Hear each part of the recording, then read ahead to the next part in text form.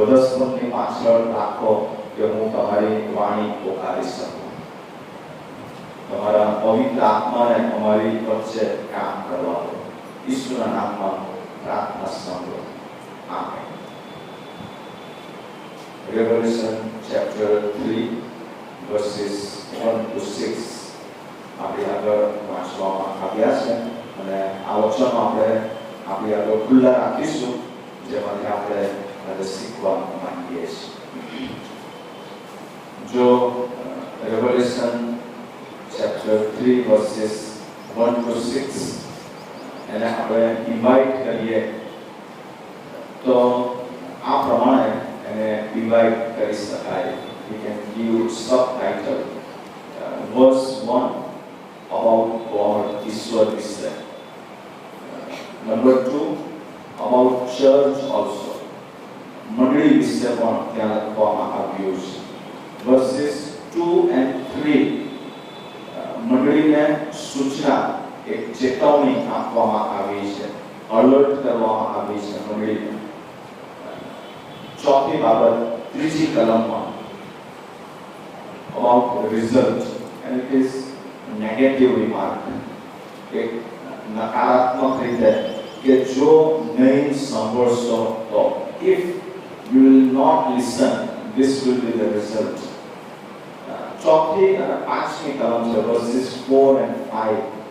એમાં again another result, but it is positive. હકારાત્મક result આપવામાં આવ્યું છે કે જો તમે મારી વાણી સાંભળશો, જેઓએ પોતાના વસ્ત્ર મલિન કર્યા નથી, I will give them a reward. અને ત્યારબાદ in verse 6 મંડળીને એક સૂચના આપવામાં આવી છે કે જેઓને કાન હોય તેઓ સાંભળે. અને આપણે આ રીતે આપણે 1 થી 6 કલમને 6 ભાગમાં વહેંચી શકીએ એમ છે. ત્યાં લખવામાં આવ્યું છે verse 1, સાર્દિસમાંની મંડળીના દૂતને લખ. આપણે જોઈ ગયા છે કે to the leader of the church in Sardis write this letter. એટલે આ આગેવાનને, એક લીડરને, ચર્ચ લીડર અથવા તો પાસ્ટર, તેઓને માટે ઈશ્વરે આ પત્ર મોકલ્યો છે from Jesus Christ to the church. અને વારંવાર આપણે યાદ રાખીએ કે આવો કોઈ પત્ર મને અને તમને મળી શકે છે. કોઈ દિવસ ઈશ્વર આપણને રીમાર્ક આપે કે તારા માટે હું આવું કહેવા માંગુ છું. અને ત્યાં પ્રમાણે જે લખવામાં આવ્યું છે કે જેને દેવના 7 આત્મા તથા 7 તારાઓ છે, તે આ વાતો કહે છે.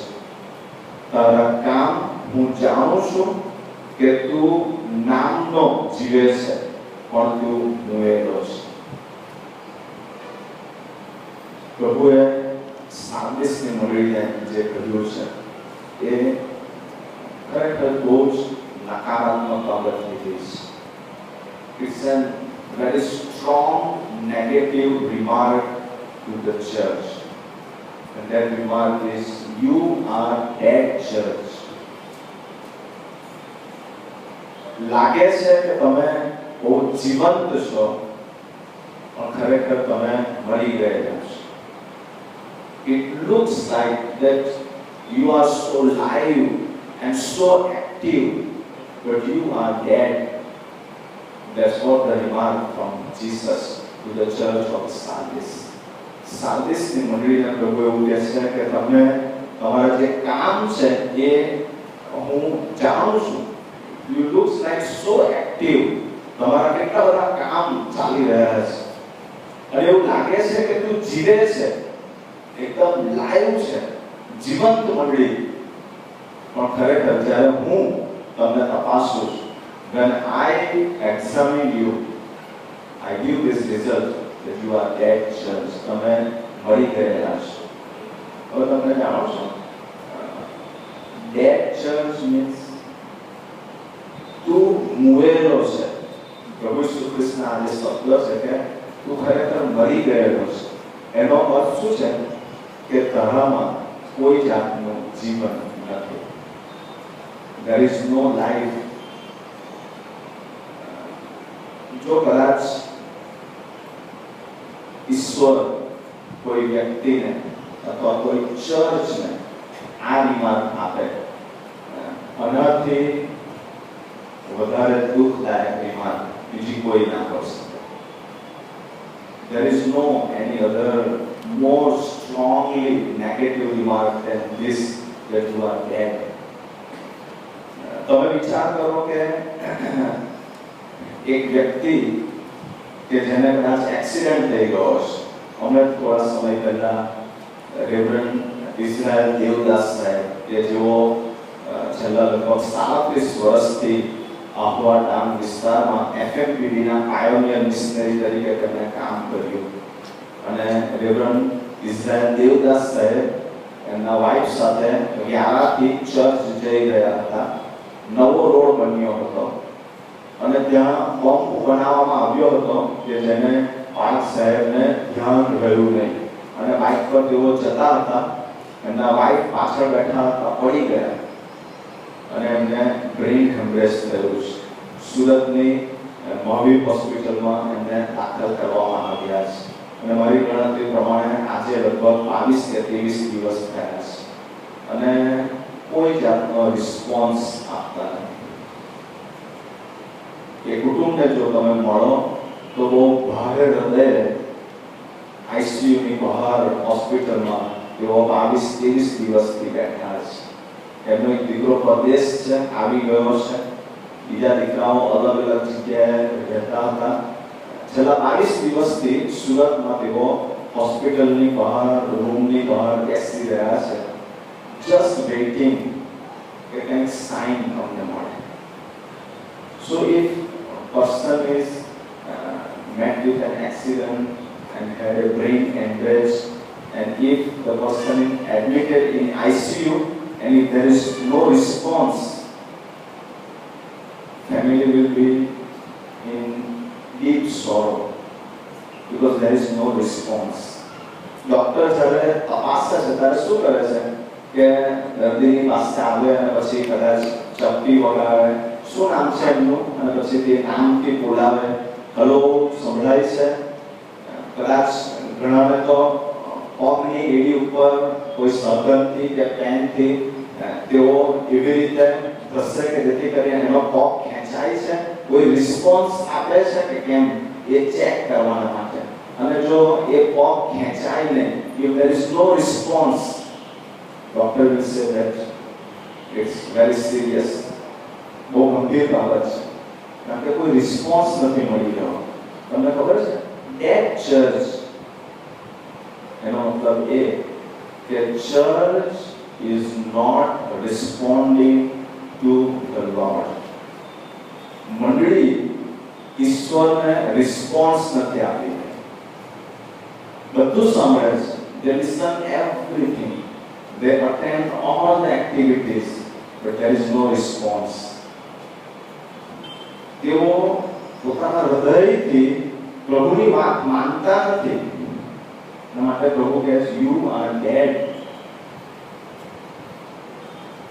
અંગ્રેજીમાં જે લખવામાં આવ્યું છે તે આ પ્રમાણે લખવામાં આવ્યું છે, your reputation as a live and active church, but you are dead.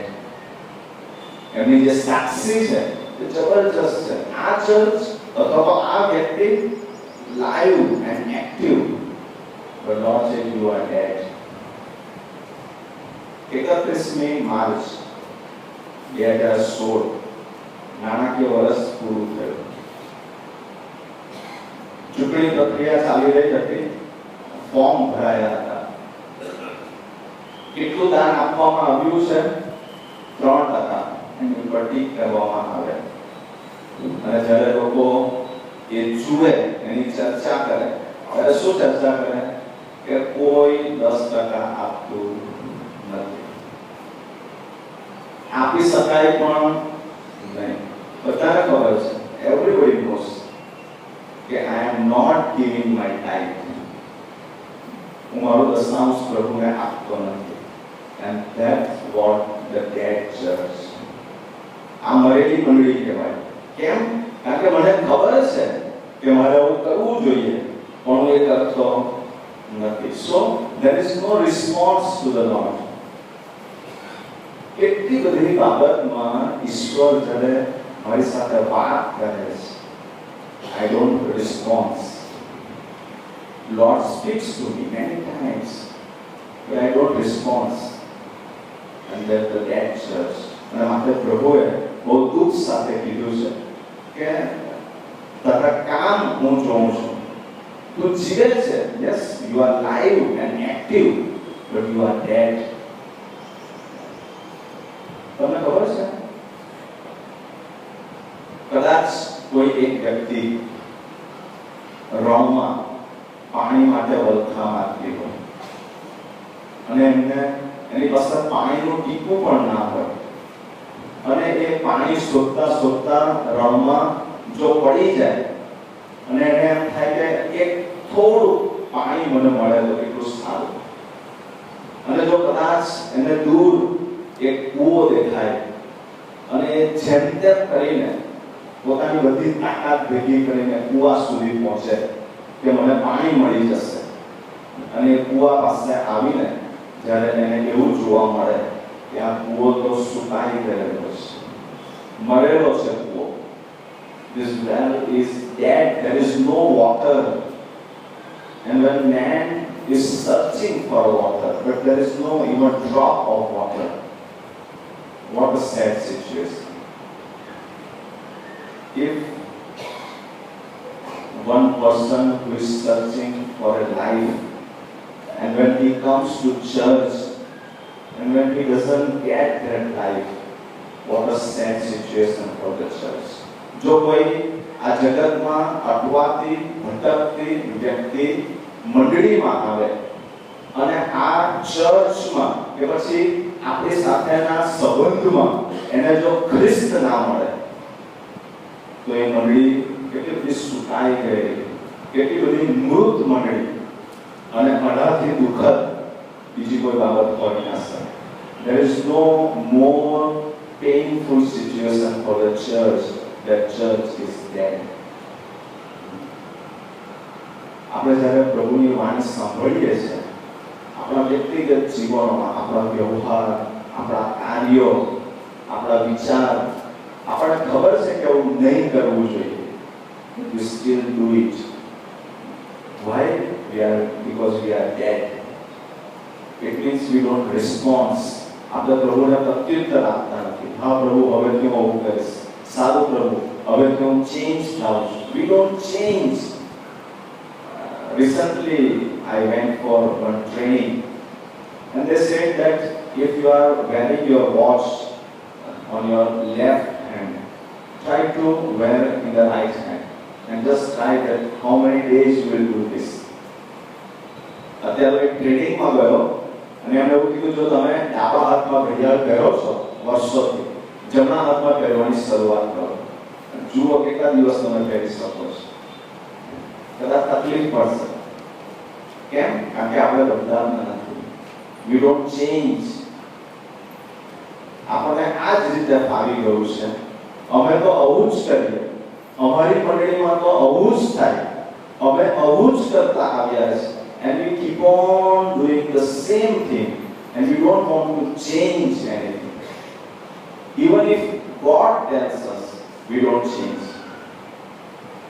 પ્રભુ બી જો આપણને કહે ને કે દીકરા તમે બદલાવ, તમારે આવું કંઈક કરવાની જરૂર છે, નો લોર્ડ, since many years, વર્ષોથી અમે આવું જ કરતા આવ્યા છે, એટલે અમે પ્રભુ આવું જ કરવાના. એ માટે આપણે પ્રભુની વાણી સાંભળતા નથી. એ માટે પ્રભુ કહે છે, યુ આર ડેડ, તું મરી ગયેલો છે. બહુ એક્ટિવ, બહુ લાઈવ ચર્ચ, પણ કોઈ રિસ્પોન્સ નહીં. અને માટે પ્રભુ આજે મંડળી પાસેથી અથવા અમારા કે તમારા જીવન પાસેથી જે આશા રાખે છે તે તો એ છે કે આપણે વ્યક્તિગત જીવનમાં નિર્ણય લઈએ અને આપણા જીવનોને બદલીએ. પ્રભુના અવાજને આપણે રિસ્પોન્સ આપીએ. પ્રભુ હવે હું આવું કરીશ. We must respond to Lord. Yes God, I will do like this. Yes God, now I will change. અને માટે ઈશ્વર મારા તરફ જે દ્રષ્ટિ રાખીને જોઈ રહ્યા છે તે આ જ છે કે હું પ્રભુની વાણી સાંભળવા તૈયાર છું કે કેમ. આ સાર્દિસ એ લુદિયાની રાજધાની હતી અને એશિયા માઇનોરમાં આપણે ત્યાં જે કાર્પેટ વાપરવામાં આવી છે, કાર્પેટનો ત્યાં બહુ મોટો બિઝનેસ ચાલતો હતો.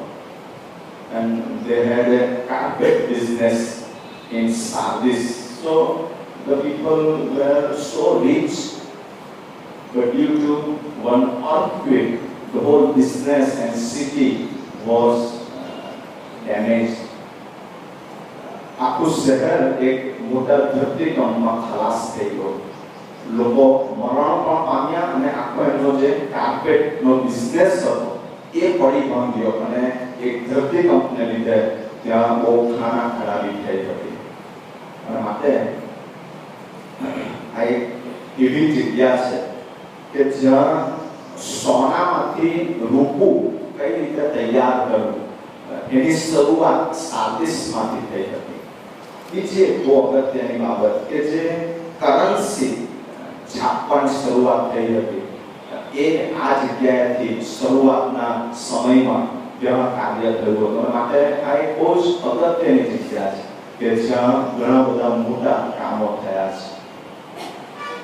If you look to the church history, the first few centuries were the year of the church era, and then came the time of dead church. 1520 સાલ પછીથી એક મૃત મંડળીની શરૂઆત થઈ છે. એનો મતલબ કે મંડળી એ બહુ જ નિષ્ફળ ગઈ. શરૂઆતની મંડળી એ જીવંત મંડળી હતી. યોહાન 10 અને 10 માંથી લખવામાં આવ્યું છે, મળે છે કોઈને તમને જીવન મળે અને તે પુષ્કળ મળે માટે હું આવ્યો છું. એ જીવંત મંડળી કારણ કે ઈસુ ખ્રિસ્ત જીવન આપવા માટે આવ્યા. John 10:10 abundant life. અને એ લાઈફ મંડળીમાં હતી, જીવનોમાં હતી. પણ 1520 પછીથી એ મૃતમાય થઈ ગઈ. મંડળીએ પ્રભુને રિસ્પોન્સ આપવાનું બંધ કરી દીધું, પ્રત્યુત્તર આપવાનું બંધ કરી દીધું. અને ત્યારથી એક મૃત મંડળીના સમયગાળામાં મંડળી આગળ વધી રહી છે. પણ બાઇબલ એવું કહે છે કે તેઓ વચ્ચે ઘણા એવા હતા કે જેમણે પોતાના વસ્ત્ર મલિન કર્યા નહોતા. ઘણા બધા અથવા ઘણી મોટી સંખ્યામાં એવા હતા કે જેઓ પ્રભુને માટે શુદ્ધ હતા. અને આ એક સમય હતો કે જ્યારે મંડળીમાં રિફોર્મેશનની શરૂઆત થઈ. Martin Luther who brought reformation, Roman Catholic ચર્ચમાંથી તેઓ બહાર નીકળ્યા અને રિફોર્મેશનની શરૂઆત થઈ. અને એમનો જે થીમ હતો એ બાઇબલમાંથી હતો કે ન્યાય વિશ્વાસથી જીવશે. righteous will live by faith. That was the theme. અને એમ છતાં પણ એ બહુ મોટી મુશ્કેલી આ રિફોર્મેશનમાં આવી હતી. Two major problems were there in this reformation. Number one, કે માર્ટિન લ્યુથરના સમયમાં જે મંડળી અસ્તિત્વમાં આવી, ઘણી બધી વખત મેં એની વાત અગાઉ પણ કીધી છે. 333ની સદીમાં જ્યારે રાજા એણે ઈસુ ખ્રિસ્તનો સ્વીકાર કર્યો અને એણે બધા જ લોકોને રાતોરાત ખ્રિસ્તી બનાવી લીધા. એને કારણે શું થયું કે એક સ્ટેટ ચર્ચ અથવા તો એક રાજકીય ચર્ચ બન્યો. અને એને કારણે લોકોમાં કોઈ જાતનું પરિવર્તન નહીં, કોઈ સ્વાર્પણ નહીં, પાપની કોઈ સભાનતા નહીં, પણ બધા જ ખ્રિસ્તી, રાતોરાત બધા ખ્રિસ્તી.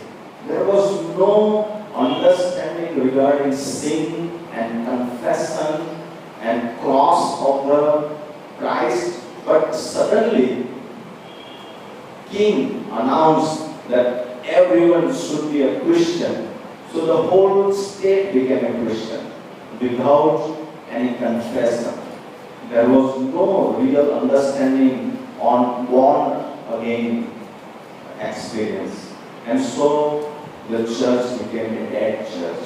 एक मृत मंडली बनी गई कारण के ये एक राजकीय मंडली बनी गई.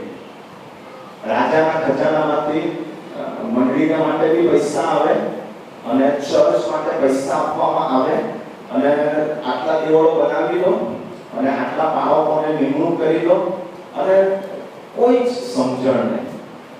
અને માટે જે મંડળી ત્યાં બની એ મરેલી મંડળી હતી. બીજું જે કારણ જે હતું તે એ હતું કે એને કારણે જે રોમન લોકોની જે બધી માન્યતાઓ હતી તેઓનો જે વિશ્વાસ હતો તેઓ જે રીતે મૂર્તિ પૂજા કરતા હતા એ જ બાબતો મંડળીમાં પણ આવી હતી.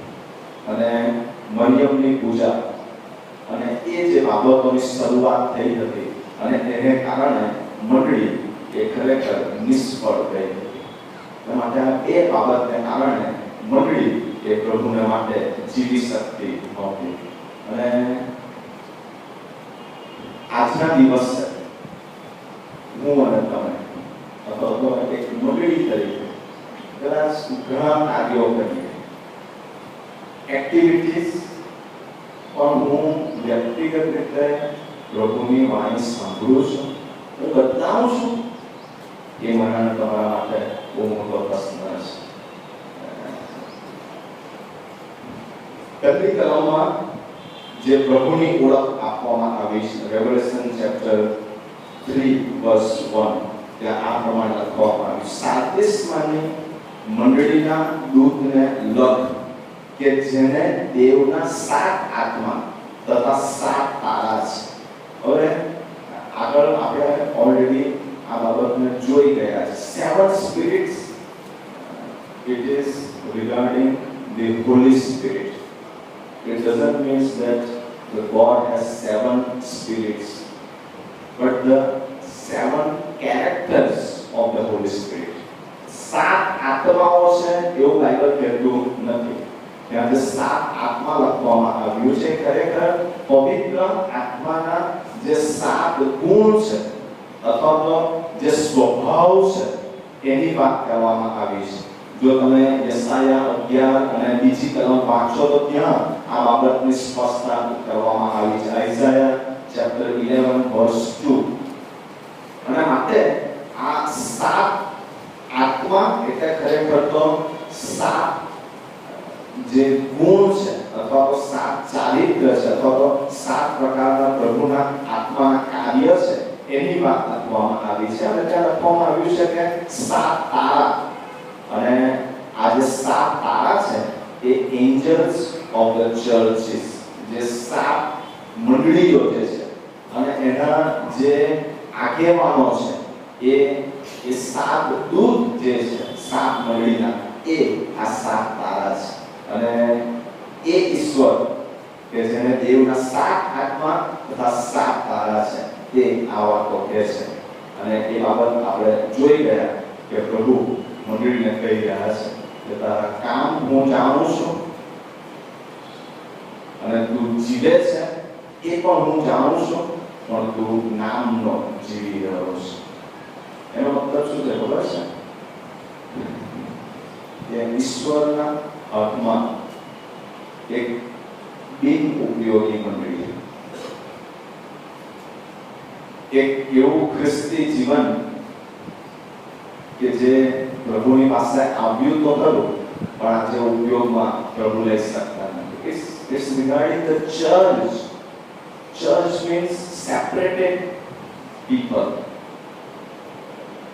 જે લોકોને પ્રભુના માટે અલગ કરવામાં આવ્યા છે પણ આજે પ્રભુના માટે તેઓ ઉપયોગી થઈ શકતા નથી. પ્રભુ તેઓને વાપરી શકતા નથી કારણ કે તેઓ મરેલા છે, કારણ કે તેઓ પ્રભુની આજ્ઞા પાળતા નથી. અને માટે આ ખરેખર એક બહુ દુઃખદ બાબત પ્રભુ કહી રહ્યા છે It's a very sad statement. My church, my people, once they had a born again experience, but today I cannot use them because they are dead. મરી ગયા છે. મારે એમનો ઉપયોગ કરવો છે પણ હું ઉપયોગ કરી શકતો નથી. એના માટે વસ્તુ બીજી કલમમાં આપણે જઈશું. ત્યાં લખવામાં આવ્યું છે તું જાગૃત થા અને બાકીના જે મરવાની અણી પર છે તેઓને દ્રઢ કર, કેમ કે મેં તારા કામ મારા દેવની નજરમાં સંપૂર્ણ થયેલા જોયા નથી. માટે પ્રભુ ત્યાં જે બાબત કહી રહ્યા છે તે આ છે, બી વોચફુલ, તું જાગૃત થા. એટલે પ્રભુ મંડળીને ઢંઢોળવા માંગે છે વ્યક્તિગત જીવનોને કે તમે ક્યાં સુધી સાંભળ કરશો અને હું કહું છું એ માનવાના નથી. અને માટે જાગૃત થાવ. પ્રભુ જોરથી મંડળીને ઢંઢોળે છે, વ્યક્તિઓને ઢંઢોળે છે. લાંબા વર્ષોથી yes lord, yes lord, yes lord, but we never obey. And so Lord said, be watchful. ધ્યાન આપ, જાગૃત થા. અને પછી શું લખવામાં આવ્યું છે? જેવો બીજા પાકી રહ્યા છે તેઓને તું બચાવ. Those who are at the verge of death, go and save them. એનો મતલબ કે તેઓ મરવાની અણી પર છે. At the point of death, there is no time. સમય નથી હવે. ત્યાં સુધી આપણે જ મરેલા રહીશું. પ્રભુ એવું કહે છે કે તું બચ અને બીજાને તું બચાવ. સિર્ફ બચના કાફી નહીં है, औरों को बचाना होगा. कारण के संसार की आशा भरी नजरे हमी पे है. प्रभुए मंडली ने दीवा दांडी रूप अजवाड़ा समान મૂકી છે. એક એવી દીવા દાંડી કે જે આખા શહેરને અજવાળું આપે. We are the lighthouse and we have to give light to the whole city. અને માટે પ્રભુ કહે છે raise up, get up, wake up, જાગૃત થા અને તું બીજાઓને બચાવ, કારણ કે તેઓ મરવાની અણી પર છે. અને માટે એક બહુ જ મોટી જવાબદારી મારા તમારા શરીર ઉપર છે. એ બાબત પ્રભુ કહી રહ્યા છે. છેલ્લો સમય છે, તમે જાગૃત થાઓ, મને પ્રત્યુત્તર આપો અને દોડો, જાઓ, બીજાઓને બચાવો. Run and save many people. બીજા મરવાની અણી ઉપર છે. કારણ કે તારા જે કામ હું જોઈ રહ્યો છું એ મને સંપૂર્ણ થયેલા દેખાતા નથી. તારા જે કામ હું જોઈ રહ્યો છું એ મને સંપૂર્ણ થયેલ દેખાતા નથી. એનો મતલબ શું છે ખબર છે? કે મારા કામ એ અધૂરા છે. મારા કામ એ અધૂરા છે. મેં એ પૂરા કર્યા નથી. પ્રભુ કહે છે કે તું એ ગીત ગાઈ શકશે નહીં કે મેં મારી શરત પૂરી કરી છે, મેં મારી દોડ પૂરી કરી છે અને મને શાંતિ છે, મને ખાતરી છે, મને વિશ્વાસ છે, મેં મારી દોડ પૂરી કરી છે, મેં શરત નિયમ પાળ્યો છે. You will not able to sing this song that Lord, I am so faithful to you. Thank you so much. You will not able to sing this song because when I look at you, your words are not completed. એક જગ્યાએ આ બાબત વાંચતો હતો અને ત્યાં difference લખવામાં આવ્યો હતો. Listen careful. કિલ્ડ અને ડેડ, આ બે શબ્દની વચ્ચે આસમાન જમીનનો તફાવત છે. કિલ્ડ અને ડેડ. કિલ્ડ એટલે કે મારી નાખવામાં આવ્યો, કોઈનું ખૂન થઈ જાય કાં તો મર્ડર થાય અને માણસને મારી નાખવામાં આવે અને એના ઘણા બધા કામ અધૂરા રહી જાય. Suddenly someone was killed or murdered. So many work is pending because suddenly he was killed. But death means a natural death. In his time, death comes. And when person completes his all responsibility in time, when he manages his time, death means now I have finished my race. માણસ જ્યારે પોતાના કામ સમય પર પૂરા કરે અને એનું મરણ આવે ત્યારે નિદાન હોય છે કે આ મરણ આવ્યું, પેલું ખૂન થઈ ગયું. અને જ્યારે હું અને તમે પ્રભુએ મને આપેલી જવાબદારી પૂરી કરતા નથી, અધૂરી રહે છે, મારા કામ ઈશ્વરની નજરમાં સંપૂર્ણ થયેલા દેખાતા નથી, અને જો મારું મરણ થાય છે, આઈ એમ કિલ્ડ, કારણ કે હજુ કામ બાકી રહી રહ્યા છે. એના માટે પ્રભુ એવું કહી રહ્યા છે કે મને તમારા કામ મારી નજરમાં સંપૂર્ણ થયેલા દેખાતા નથી. Your work is not completed. તમે હજુ સુધી એ કામ પૂરા કર્યા નથી. એના માટે આપણે વિચાર કરવાની જરૂર છે કે પ્રભુ મારી પાસેથી કયા કામની આશા રાખે છે. શું હું એમ જ જીવન જીવ્યા કરું છું, સમય પસાર થઈ રહ્યો છે, તો હું પ્રભુના કામ પૂરા કરી રહ્યો છું. દિવસો બગાડી શકાય એમ નથી, કારણ કે સમય બહુ ઓછો છે. અને માટે પ્રભુ શું કહે છે કે હું ચોરની માફક આવી ગયો છું. We will read verse 3. માટે તમને જે મળ્યું અને તેને જે સાંભળ્યું છે તેને સંભાળ અને ધ્યાનમાં રાખ ને પસ્તાવો કર. ત્રણ બાબત લખી છે: સંભાળ, ધ્યાનમાં રાખ ને પસ્તાવો કર. કેમ કે જો તું જાગૃત નહીં રહેશે તો હું ચોરની પેઠે આવીશ ને કઈ ઘડીએ હું તારા પર આવીશ તે તને માલુમ હશે નહીં. Christ says that I am coming like a thief in the night, and you will not know that which time I am coming.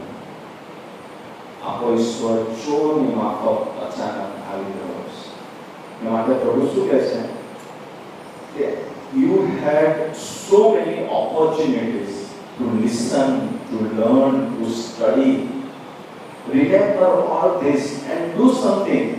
તમને કેટલી બધી તક મળી છે. verse 3 માટે તમને જે મળ્યું અને તેને જે સાંભળ્યું તેને સંભાળ. તને અત્યાર સુધી કેટલું બધું મળ્યું છે. દુઃખ સહન સપ્તાહ ઉપર દુઃખ સહન સપ્તાહ, એક રિટ્રીટ, એક કેમ્પ, બીજો કેમ્પ, એક ટ્રેનિંગ, એક સંદેશાઓ, કેટલું બધું તમને મળ્યું છે. રોજનો આપણો ક્વાઇટ ટાઈમ પ્રભુ કહે છે કે તું સંભાળ, યાદ રાખ તું કે તને શું મળ્યું છે અને તારે એનો ઉપયોગ કરવાનો છે. જો તું એનો ઉપયોગ નહીં કરશે તો પછી હું ચોરની માફક ગમે ત્યારે તારા ઉપર આવી જઈશ. એના માટે પ્રભુ શું કહે છે કે તું એને યાદ કર, એને ધ્યાનમાં રાખ, અને પછી પ્રભુ કહે છે કે પસ્તાવો, રિપેન્ટ. You must રિપેન્ટ. મેં તમને ગઈ વખતે પણ એ બાબત કીધી છે કે પ્રભુએ આપણા માટે એક માર્ગ રાખ્યો છે અને એ છે પસ્તાવો. There is only one way out, repent. પસ્તાવો કરવો, તમારી જાતને ઈશ્વરની આગળ ખુલ્લી કરવી, હલાવો, આ ઈશ્વરની આગળ નમવું, પસ્તાવો કરવો, પ્રભુને કહેવું પ્રભુ આઈ એમ સોરી, મેં તમને કેટલી બધી વખત પ્રત્યુત્તર નહીં આપ્યું, સાંભળ્યું અને પછી આંખડા બંધ કરી દીધા. હા પ્રભુ કરીશ, હા પ્રભુ યસ આવતા રવિવારથી, હવે પછીના સોમવારથી અને બીજા એક દિવસથી, અને આપણે પ્રભુનું સાંભળતા જ નથી. મતલબ કે આપણે અધીન થતા નથી. પ્રભુ એવું કહે છે કે તમે જે સાંભળ્યું છે, તમને જે તક મળી છે, I have given you so many opportunities, freedom, training. Remember all this and repent. પાછા ફરો, તમે પાછા ફરો.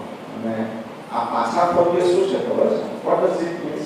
Repent means start living a fruitful life for Christ.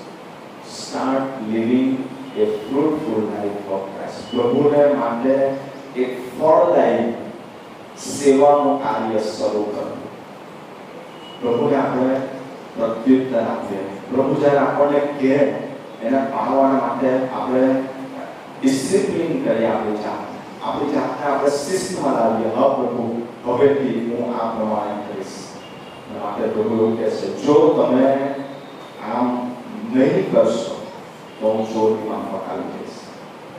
જાગૃત નહીં રહેશો મીન્સ ઓલ ધ ટાઈમ જાગૃત રહેવાનું છે. એક વખત જાગૃત થઈ ગયા અને પછીથી પાછા બેસી ગયા એવું નહીં. હંમેશા જાગૃત, અલર્ટ ઓલ ધ ટાઈમ. અને પ્રભુને માટે આપણે જાગતા જ રહીએ, પ્રભુને આપણે જવાબ આપતા જ રહીએ, પ્રભુનું આપણે સાંભળતા જ રહીએ. એ વાત ત્યાં લખવામાં આવી છે. અને માટે પ્રભુ કહે છે કે જાગતા નહીં રહેશો તો હું ચોરની માફક આવીશ.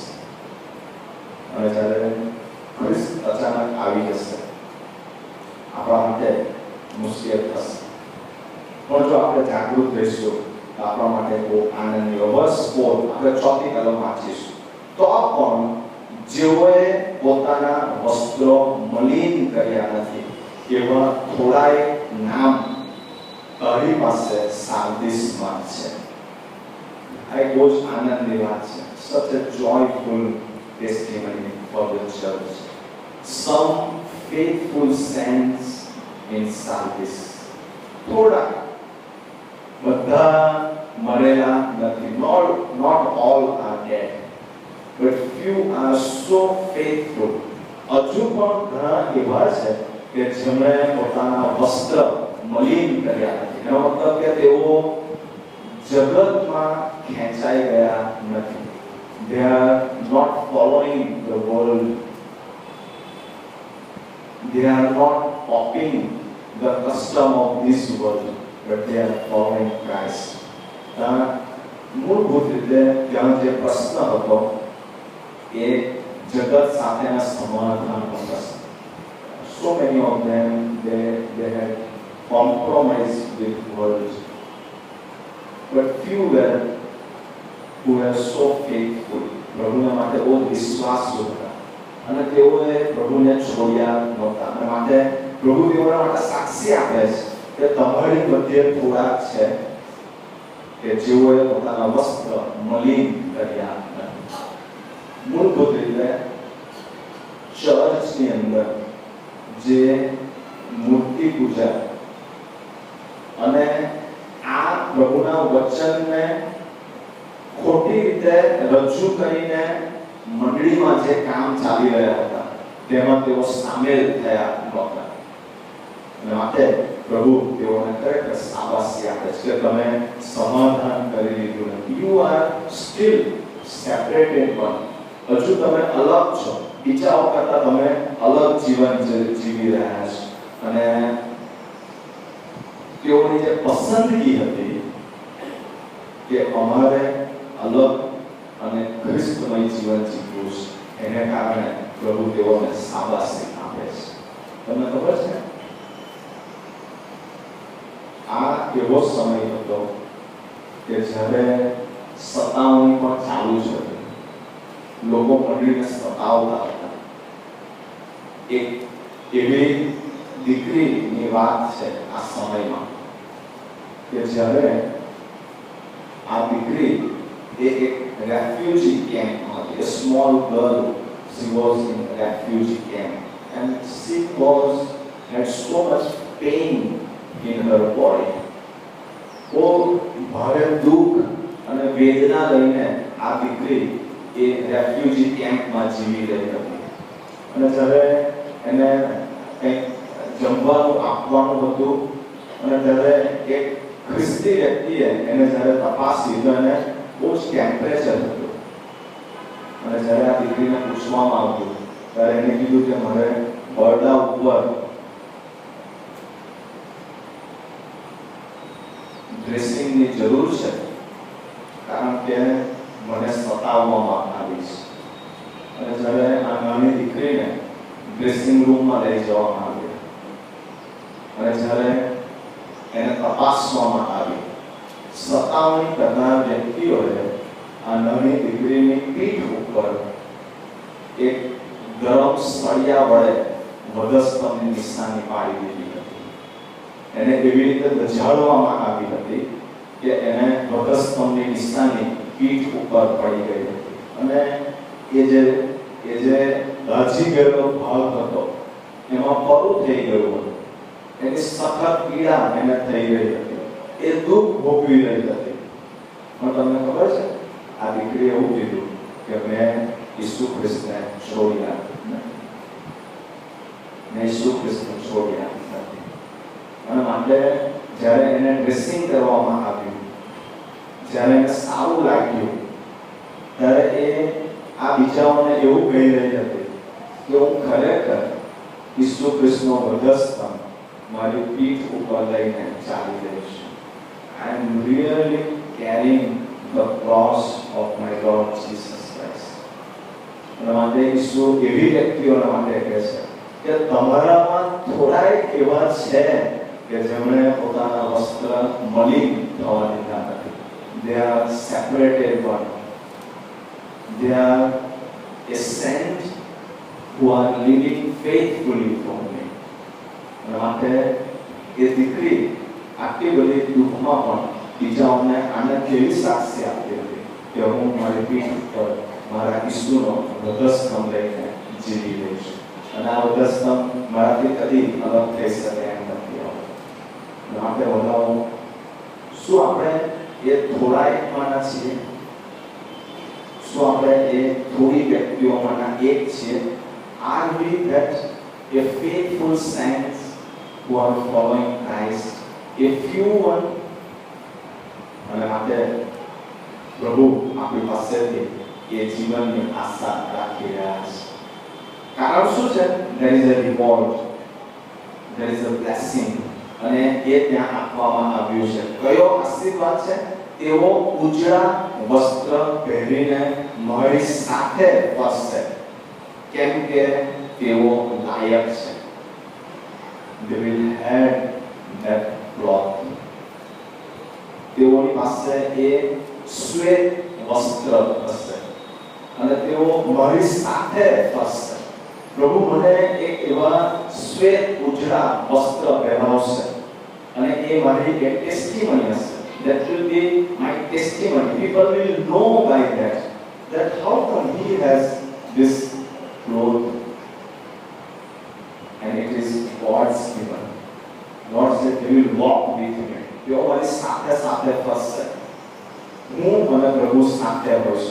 એ કપડા જોઈને લોકોને ખબર પડશે. એક એવી નિશાની હશે, એક એવો આશીર્વાદ હશે, એક એવો વિજય હશે, એક આનંદ હશે કે જેને જોઈને લોકોને ખબર પડશે કે આનું જીવન બહુ અલગ લાગે છે. આની પાસે આવું જીવન કેવી રીતે હોય? કારણ કે હું પ્રભુની સાથે ફરતો હોઈશ. I will walk with him. Lord said, I will give him that reward and they will walk with him. આપણે પ્રભુની સાથે ચાલીશું. અને આ એક બહુ અજાયબ જેવો આશીર્વાદ છે. ત્યાં લખવામાં આવ્યું છે કે તેઓ ઉજળા વસ્ત્ર પહેરીને મારી સાથે ફરશે, કેમ કે તેઓ લાયક છે, કારણ કે તેઓ તેને યોગ્ય છે. વર્સ 5મી કલમ, જે જીતે છે તેને એ જ પ્રમાણે ઉજળા વસ્ત્ર પહેરાવવામાં આવશે અને જીવનના પુસ્તકમાંથી તેનું નામ હું ભૂંસી નાખીશ નહીં, પણ મારા પિતાની આગળ તથા તેના દૂતોની આગળ હું તેનું નામ કબૂલ કરીશ. Lord says that this is what they will get. તેઓને શું મળશે? I will accept them. હું તેઓનો સ્વીકાર કરીશ.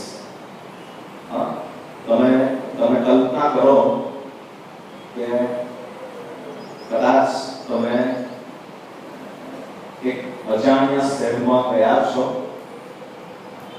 અને તમને કોઈ રીતે એવી મુશ્કેલી આવી ગઈ છે કે તમારું પર્સ અને તમારી બેગ એ ચોરાઈ ગઈ છે, તમારી પાસે કશું નથી અને તમે કોઈ રીતે એક જૂની ઓળખીતી વ્યક્તિને ત્યાં જાઓ છો, દરવાજો ખટખટાવો છો, એ વ્યક્તિ દરવાજો ખોલે છે અને તમારી સામે જોઈને પૂછે છે કોનું કામ છે?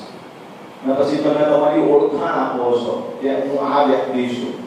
મામા ને ફોઈ ને ફુવા ને કાકા ને અડોશી પડોશી ને બધાની ઓળખાણ આપો છો, પણ એ વ્યક્તિનો ચહેરો એકદમ બ્લેન્ક છે. એ એમાંથી એક પણ વ્યક્તિને ઓળખતી નથી. અને તમને એવું થાય છે કે હવે મારું શું થશે, કારણ કે એ તમને દરવાજાની અંદર લેતી નથી, કારણ કે તમને ઓળખી શકતી નથી.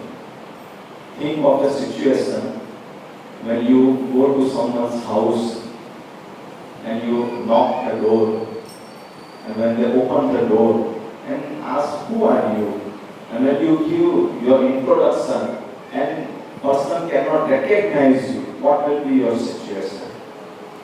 But here Lord says, I will accept you. અહીંયા પ્રભુ એવું કહે છે કે હું તમને સ્વીકારીશ.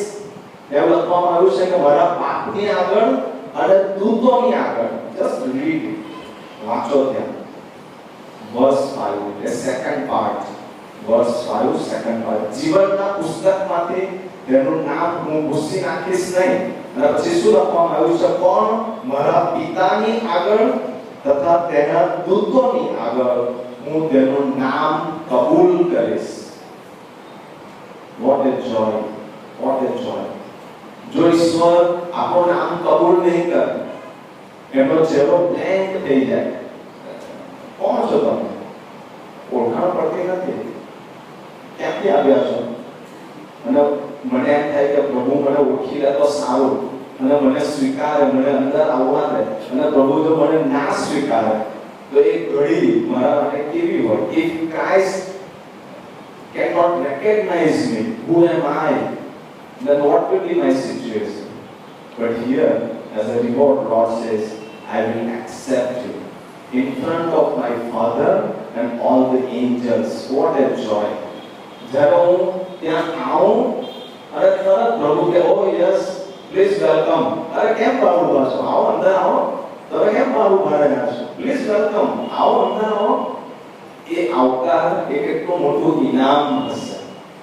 પ્રભુ કહે છે કે હું તમારો સ્વીકાર કરીશ. જે જીતે છે એને શ્વેત વસ્ત્ર આપવામાં આવશે અને તમારો આવકાર હું કરીશ. અને હું તેઓના નામ જીવનના પુસ્તકમાંથી ભૂંસી નાખીશ નહીં. હું તમારું નામ નહીં કહી નામ, તમારું નામ ત્યાં રહેશે. એના માટે વધાવો આ સમય વિશે કલ્પના કરો. Think of that situation, that moment, that Christ will recognize me. Christ will welcome me. Christ will announce my name. Yes, I know him. પ્રભુ ઈસુ ખ્રિસ્ત પોતે મારું નામ જાહેર કરે, મને સ્વીકારે, મને દરવાજામાં બહાર ના ઊભો રાખે. એવું ના કે ભાઈ કોણ છો? ઓળખાણ પડતી નથી યાદ આવતું, ખબર નહીં તમે કોણ છો. અને એ પરિસ્થિતિ અને એની જગ્યાએ પ્રભુ આપણને એવું કહે કે ભાઈ કેમ બહાર ઊભો છે? અંદર આવો. કોની રાહ જોઈ છે? આવી જા. અને આપણને આપણો હાથ પકડીને ખ્રિસ્ત અંદર આપણને ખેંચી લે, આપણને બોલાવી લે, આપણને બીજાઓની સાથે ઓળખાણ કરાવે. પાપની આગળ અને દૂતની આગળ એવું કે હું તેને ઓળખું છું. એ મારા નામની ખાતર જીત્યો છે. એ બીજાઓની જેમ જીવંત લાગતો હતો, એક્ટિવ લાગતો હતો, પણ મરેલો એવો નથી, પણ આ પેલા થોડા માણસ. He is one of the few faithful saints. I know him. What the joy when Christ will recognize me. આપણે મારો આપણે એ મંડળી તરીકે પ્રભુના માટે જીવીએ કે જ્યારે પ્રભુ મને ઓળખી લે. એવી ઘડી ન આવે કે જ્યારે પ્રભુ મને એવું કહે કે ઓળખાણ પડતી નથી. ભાઈ કોણ છો તમે? બેન ક્યાંથી આવ્યા છો? સોરી, નથી ઓળખાણ પડતી. પણ એની જગ્યાએ પ્રભુ આપણને બોલાવી દે, આપણને જાહેર કરે પોતાના બાપની આગળ અને દૂતની આગળ. એના માટે પ્રભુ ફરીને એક વાત કહે છે, આત્મા મંડળીને જે કહે છે, verse 6, જેને ગહન છે તે સાંભળે. પ્રભુ once again ફરીથી મંડળીને કહે છે કે જેને સાંભળવાને ગહન હોય, જો તમે મારી બીક રાખીને આ વાત સમજી શકતા હો, તૈયાર થઈ શકતા હો તો તમે સાંભળો. માટે વડાઓ આજે સવારે હું કયા પ્રકારની વ્યક્તિ છું? What kind of church or person I am? Active, live but dead, or I am a faithful saint? કે પછી હું એ વિશ્વાસુ સંત છું, થોડા કે જેમણે પોતાના વસ્ત્ર મલિન કર્યા નથી, જે પાપની ગંદકીમાં ગયા નથી, પોતાની જાતને બચાવીને રાખ્યા છે. એ દીકરીની જેમ ખ્રિસ્તનો વધસ્તંભ લઈને ચાલે છે. ભારે દુઃખમાં પણ એણે ખ્રિસ્તને છોડ્યા નથી. આપણે એ વ્યક્તિ છે કે જેને પ્રભુ અચાનક આવીને પકડશે, કે પછી આપણે એ વ્યક્તિ કે જેને પ્રભુ સ્વીકારશે અને આપણી ઓળખાણ આપશે? Will Christ will come like a thief and he will catch me to punish me, or he will accept me and announce my name before Father and angels? પ્રાર્થનાઓ પ્રભુની આગળ રમીએ. બોલાવો આપણે આપણી જાતોને પ્રભુની આગળ લઈ આવીએ. પ્રભુને કહીએ, પ્રભુ મારે એ લાઈવ અને એક્ટિવ પણ મૃત એવી મંડળી બનવું નથી. હું તમારા અવાજને પ્રત્યુત્તર આપવા માંગુ છું. હું બહુ સાંભળું છું, ઘણું બધું સાંભળ કરું છું, પાડતો નથી, સોંપાઈ જઈએ. પ્રભુને કહીએ, જ્યારે તમે આવો ત્યારે તમે મારો સ્વીકાર કરો. એ આનંદ મને જોઈએ છે. જસ્ટ પ્રે ફોર યોરસેલ્ફ.